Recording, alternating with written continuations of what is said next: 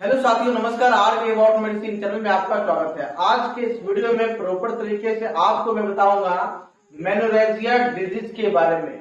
Menorrhagia एक ऐसी condition है जिसमें महिलाओं के यूट्रस के द्वारा इतनी ज्यादा ब्लीडिंग होती है कि वो निरंतर ब्लीडिंग जो है 4 दिन, 5 दिन, 6 दिन, 7, 8, 9, 10 दिन लगातार ब्लीडिंग होती है।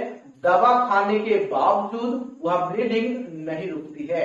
इसी कंडीशन को दोस्तों हम मेनोरेजिया बोलते हैं।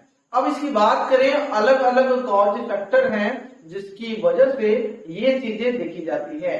पहला फैक्टर है ओवरवेट। अगर महिलाओं के वजन में ज्यादा एकाएक बढ़ोतरी आ गई है, लिमिट से ज्यादा वजन है महिलाओं का, तो ये चीजें ज्यादा देखी जाती है। दूसरी चीजें हार्मोनल इम्बैलेंस।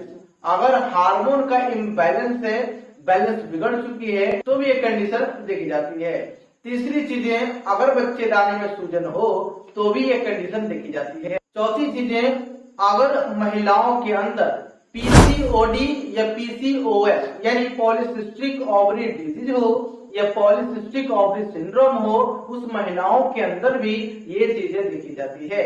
इसके अलावा अगर महिलाओं का थायराइड लेवल बढ़ा हुआ है, उस कंडीशन में भी ये चीजें देखी जाती है। अलग अलग रिस्क फैक्टर हैं, इसके कॉज फैक्टर हैं जिसके कारण ये चीजें महिलाओं में देखी जाती है। कई महिलाओं तो अधिकतर परेशान हो जाते हैं, डॉक्टर के पास जाते हैं। डॉक्टर इसका किस प्रकार से ट्रीटमेंट करते हैं, आज के इस वीडियो में मैं आपको बताने वाला हूँ। तो बात करते हैं ट्रीटमेंट के ऊपर। दोस्तों, ट्रीटमेंट इसका जो है वो रिस्क फैक्टर, कॉज फैक्टर के ऊपर डिपेंड करता है।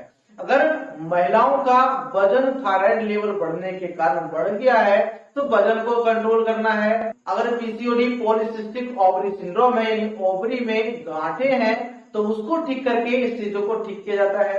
तीसरी चीजें, अगर महिलाओं के बॉडी के अंदर हार्मोन का इम्बैलेंस है तो उसको बैलेंस करके इस चीजों को ठीक किया जाता है। लेकिन प्रॉपर तरीके से ये जो डिजीज होती है महिलाओं के अंदर, पहली चीजें हार्मोन का इम्बैलेंस होने के कारण ही होता है ज्यादातर महिलाओं में।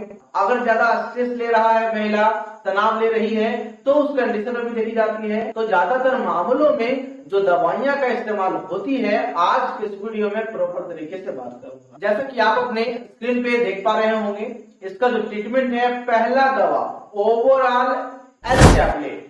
दोस्तों, ओवरऑल एल टैबलेट एक हार्मोनल दवा है। हार्मोन को बैलेंस करने का काम करता है और ब्लीडिंग जो निरंतर चलती आ रही है उसे कंट्रोल करने का काम करता है। इसका डोजेस क्या होता है?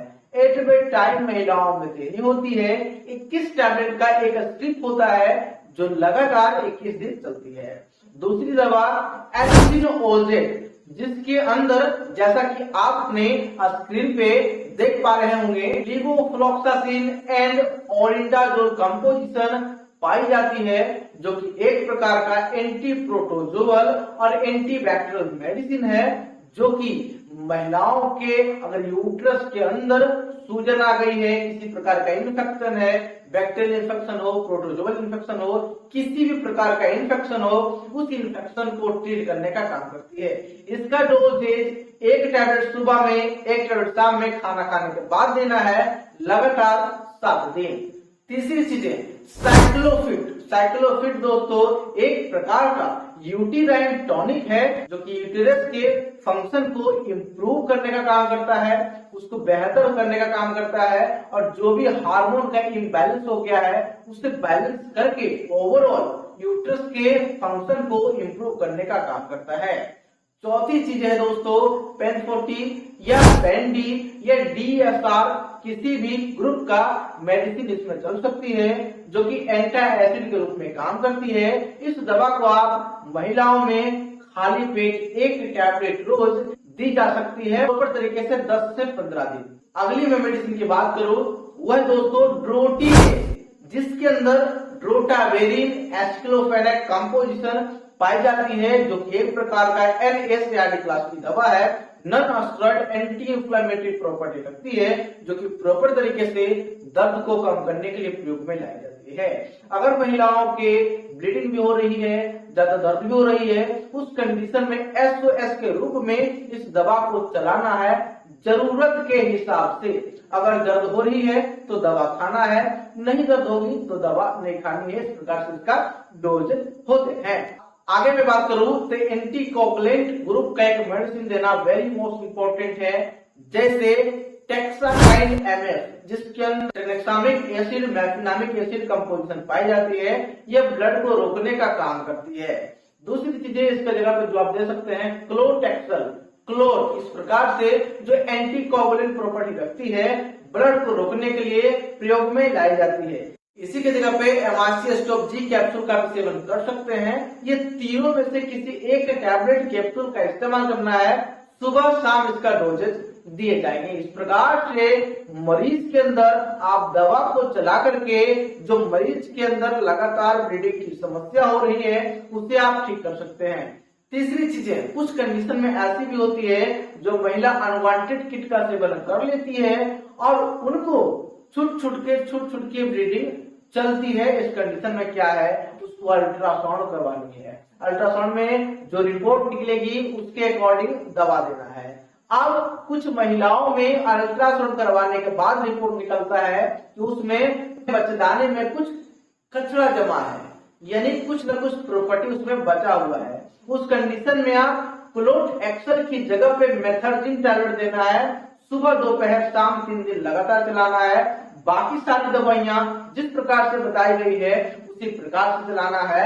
आप देखेंगे आपका पेशेंट बिल्कुल 100% आराम हो जाएगा। इसके अलावा 2, 3, 4, 5 चीज परहेज करवा दें। सादा भोजन खाना है, खट्टी चीजों का सेवन बिल्कुल नहीं करनी है।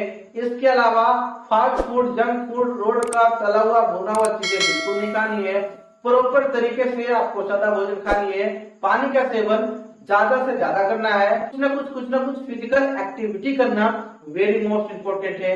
ये सब चीजें, मीठी चीजें, बेसन वाली चीजें, चीनी वाली चीजें, मैदा वाली चीजें बिल्कुल भी खाना नहीं है। ये प्रॉपर तरीके से पेशेंट को मना कर देना है और आपका पेशेंट प्रॉपर तरीके से 100% ठीक होने का काम करेगा। वीडियो अच्छा लगा, वीडियो को लाइक करिएगा, अपना प्यार जरूर दिखाइएगा, चैनल को सब्सक्राइब करिएगा। बाकी विजुअल द बेस्ट। धन्यवाद।